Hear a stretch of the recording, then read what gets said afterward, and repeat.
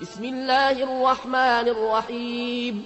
ويل للمطففين الذين إذا اكتالوا على الناس يستوفون وإذا كالوهم أو وزنوهم يخسرون ألا يظن أولئك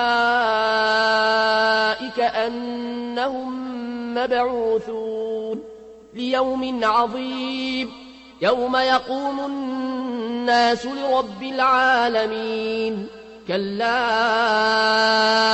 إن كتاب الفجار لفي سجين وما أدراك ما سجين كتاب مرقوم. ويل يومئذ للمكذبين الذين يكذبون بيوم الدين وما يكذب به إلا كل معتد نثيم. إذا تتلى عليه آياتنا قال أساطير الأولين كلا بران على قلوبهم ما كانوا يكسبون. كلا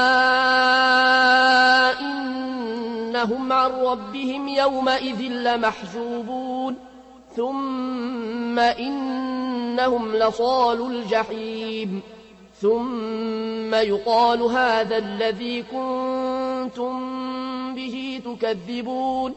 كلا إن كتاب الأبرار لفي عليين وما أدراك ما عليون كتاب مرقوم يشهده المقربون. إن الأبرار لفي نعيم على الأرائك ينظرون تعرف في وجوههم نضرة النعيم يسقون من رحيق مختوم ختامه مسك وفي ذلك فليتنافس المتنافسون. ومزاجه من تسنيم عينا يشرب بها المقربون. إن الذين أجرموا كانوا من الذين آمنوا يضحكون وإذا مروا بهم يتغامزون وإذا انقلبوا إلى